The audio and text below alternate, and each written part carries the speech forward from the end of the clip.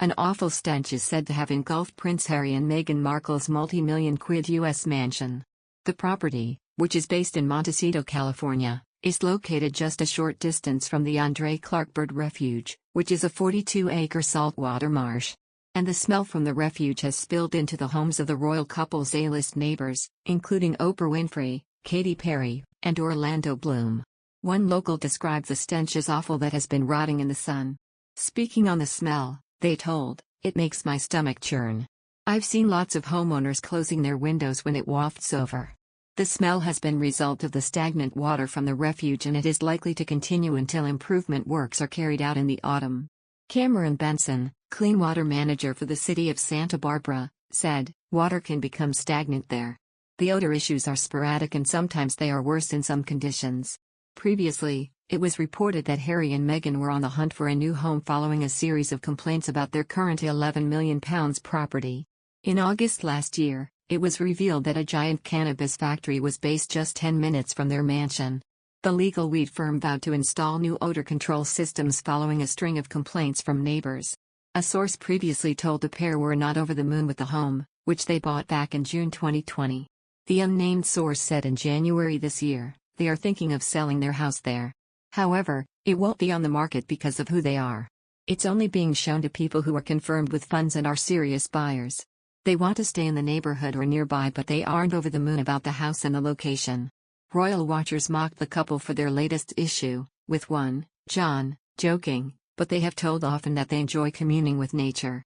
Another user, nicknamed Rushfan, added, "Their estate agent deserves a medal." Brock Hudson said, "It's the smell of all that duty that comes out of their mouths. Finally started to exude throughout the whole household." Meanwhile, Dieter said the couple should just learn to live with the normal things in life. Another user, nicknamed Figgy Bush Lemons 2 agreed, writing, "They whinge about everything?" One added, "I think it is the birds who should be complaining about the stench coming from Harry and Meghan." Another joked, "It's probably coming from the 16 toilets and all the bullshit's coming from H's mouth at the moment." One said, "It will cover the stench of hypocrisy coming from the mansion." Another news, the co-author of Finding Freedom, a flattering unauthorized biography of the Duke and Duchess of Sussex, discussed the claim Camilla, Duchess of Cornwall, was miffed when the Queen named Meghan patron of the National Theatre. Royal commentator Roman Scobie believes the alleged remark by Camilla further proves Meghan and Harry made the right decision when they stepped down as full-time working royals. He said, "What I found really interesting about the coverage of that handover was a source claiming that Camilla was miffed Meghan had originally been given the role, which gives you further insight into some of the true feelings of how other members of the royal family felt about Harry and Meghan long before they even stepped away. Even now, Harry and Meghan are still learning about things that went on behind their backs or behind the scenes before they left. If anything, these stories are perhaps a reminder to them that they made the right decision." The claim Camilla was miffed was first reported by The Times in late January. Arguing the Duchess of Cornwall is a fan of the arts, the source told the newspaper, "She really wanted it. She was pretty miffed when it went to Meghan." Meghan was named patron of the National Theatre in January 2019, a choice in line with the Duchess' interest in the arts and her former career as an actress. This patronage was passed on to her directly by the Queen, as was the role of royal patron of the Association of Commonwealth Universities, ACU. In January 3 years ago, the palace announced the Duchess had tied links also with animal shelter Mayhew and Smart Works, a charity providing mentorship and material support to women trying to re-enter the job market.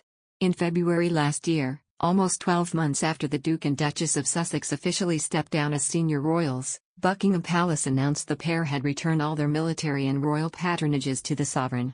They were allowed to retain their bond with organizations, such as Mayhew or the Invictus Games Foundation. They had either founded themselves or didn't have previous long-standing links with the Crown. Speaking about Meghan returning 2 of her 4 patronages, Mr. Scobie said, "Meghan does have some private patronages that she has held onto, such as Mayhew and Smart Works, but I think given that the National Theatre patronage came from the Queen, she was always under the understanding that it would go back to her should she walk away." None of Meghan's royal patronages has been redistributed to the remaining full-time working royals yet. However, Camilla has been tipped to take on the National Theatre role.